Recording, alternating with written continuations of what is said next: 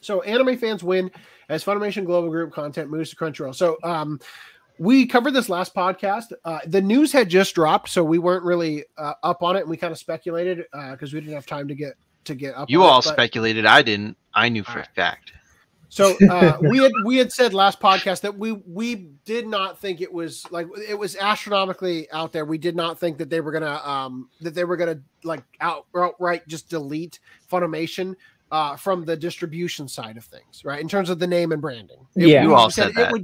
It would be stupid for them to do that. They said here, in addition to, it's extremely hard to read on there. I hope you guys can see it. In addition to consolidation of SVOD, that's streaming video on demand services, Sony-owned Funimation Global Group LLC will now operate as Crunchyroll LLC and has initiated rebranding across its global footprint to solidify Crunchyroll as the single global brand for anime. So previously it was Funimation Global Group. Now that's getting yeeted and being replaced by Crunchyroll LLC, which seems like a downgrade in terms of corporation status. But yeah, so just to clarify, it seems like, yes, Funimation, the brand is now so toxic that Sony is just getting rid of it altogether. Right? Well, again, that doesn't mean that they're getting rid of the facing brand, right? And so just like Wendy's operates the Wendy's brand under like Restaurant Inc. or LLC or whatever, they can operate the Funimation brand forward facing and behind the scenes. Crunchyroll LLC, yes. Be Crunchyroll LLC. Yes, but the additional things that have come out, that is just the statement I'm highlighting here. But additional I still things maintain seem like they are getting rid of it. But I still maintain that yes, they will eventually get rid of it, and that was always my stance, and I have not changed both sides of the fence here. I'm not playing both sides of the fence. I'm saying that they will keep it. They will keep it until I'm going to repeat what I said last week. They will keep the Funimation brand until this deal goes through, and then they will slowly kill it over a little bit of time. So I have a question with regards to the Vic case and Vic suing Funimation. How is that going to go forward? It doesn't change. It's going to go up Sony. to Sony. It'll go up to the parent company. They can't just like, we don't exist anymore. We're out of the lawsuit, right? It's just literally just going to become a Vic Mignogna v Sony et al. Instead of v Funimation. Oh, that's going to be interesting. Yeah, and that was always Sony was already on the hook when they sued Funimation. Like nothing changes. Yeah, so nothing that they do is going to make a difference. So anyway, the only thing that might affect it is if they fire a bunch of people, some documents might go missing that they didn't, and then it's like, and it's so unfortunate how fucking long the Court of Appeals has decided to take on this, because there are a lot of things that are probably that would have had TCPA not stayed discovery. Had they gone forward, there'd probably be a very different set of facts. Although maybe it's possible that so much time has gone by that when appeals come over, people literally have just forgotten the shit that they should have deleted, right? Because I don't have to worry about it now because thing is like, oh shit, now they're asking for this stuff, and then they forget and stuff seeps through. Maybe that would be an interesting play if that ended up going that way. But anyway, back to this. So I just want to say, this is hilarious. Femboy Films had tweeted this out. Funimation derogatory, right? Right. So Crunchyroll, this is the logo since 2022 for Funimation, formerly Funimation Productions, right? So they said, that guy says, why does a Twitter account called Femboy Films know more about properly restoring Dragon Ball than Funimation? To be fair, it's not a high bar. So they said, guess these tweets ended Funimation's entire career. Essentially, what I think is going to happen, or what might happen, is that Funimation is just taking Crunchyroll's name, and they might get rid of the Crunchyroll entity that exists in California. I don't think so. A chunk of it. They might. They might. I mean, how many people are running Crunchyroll? Like I said, I'm not talking about execs. Yeah. I'm talking about so you said you said that you think Crunchyroll was absorbed by Funimation, and Funimation has just stolen the name. Yeah. Honestly, so Christopher Barker actually sent me a message that I thought was really interesting. He said people are panicking because of the fact that Crunchyroll is taking over as the streaming platform, right? So, real quick, Funimation titles are now available on Crunchyroll, right? So, all these titles, Attack on Titan Junior High, all these are now available on Crunchyroll, right? I want to see the list of the Funimation titles that aren't on Crunchyroll. Right? Yeah. So, so all these are now on Crunchyroll, and Christopher Barker was stating that because I don't use Crunchyroll or Funimation. I haven't ever used them. I don't know how this works because I buy everything physical. But he was saying that I guess Crunchyroll doesn't update the broadcast versions to the Blu-ray releases. That is correct. Right. So I guess on Funimation they have the broadcast stream, like for the broadcast version of the stream. Yeah. And then when the Blu-rays come out with the better improved animation quality, they have an option where you can play either one. And apparently people are panicking now because it looks like with Crunchyroll taking over, you might lose that. Now, what I think, if Sony is smart, now granted, Sony's not smart.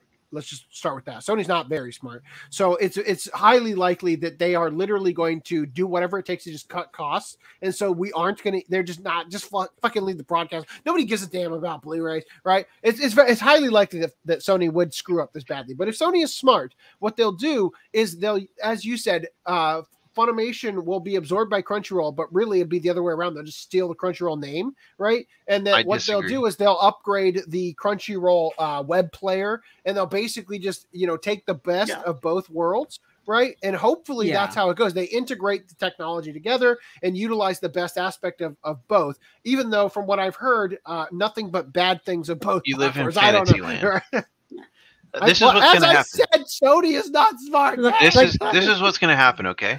The way Crunchyroll handles dubs is the most idiotic way of handling dubs ever. So when you go to a show like My Hero Academia, whatever, they'll say like season 1, season 2, season 3, and they'll all be like little subheadings that you can click on, and all the episodes will be in the little subheadings. For the dubs, they'll have season 1 dub English. Season 2, dub, English. So you'll have to, as you're looking through the list, Portuguese, Spanish, Russian, German. Oh, literally, are all those Russian dubs going to get yeeted off of Crunchyroll now? Yeah. Literally, it'll be like season 1. It's in reverse chronological order. So it'll be like season 4, English dub. Season 4, Portuguese dub. Season 4, Japanese dub. Season 3. You're right, they do handle it retardedly. Yeah. Okay, that's how they'll do it. So now what'll happen is, because Crunchyroll probably didn't have the Blu-ray, the rights to the Blu-ray, that's probably why they never put up the Blu-ray releases, and they only left up the broadcast releases. Funimation's probably going to pull those licenses over because they work on the Blu-rays. So what I imagine is going to happen is you're going to have another row on that list of fucking seasons that'll say season 1, English dub, Blu-ray release, and it'll just be another fucking column or row or whatever. What gets me is I had when FDM started watching March Comes in Like a Lion, we were trying to pinpoint whether to watch like Netflix or the Crunchyroll or the Funimation version of March Comes in Like a Lion. Crunchyroll has the first season dubbed for March Comes in Like a Lion, but not the second season. And Netflix has both, but both of them had the broadcast version of the video. Funimation Funimation had the Blu-ray options because, like, the one shot you always complain about in My Hero Academia, where it dims because of a lot of it. So something like that happens in the last ending. And that goddamn kids in Japan had to get fucking seizures because of Pikachu. And I was using that. You gotta blame Pokemon. You have to blame Pokemon for taking it. You, Porygon. Yeah. Pokemon. You have to push the line.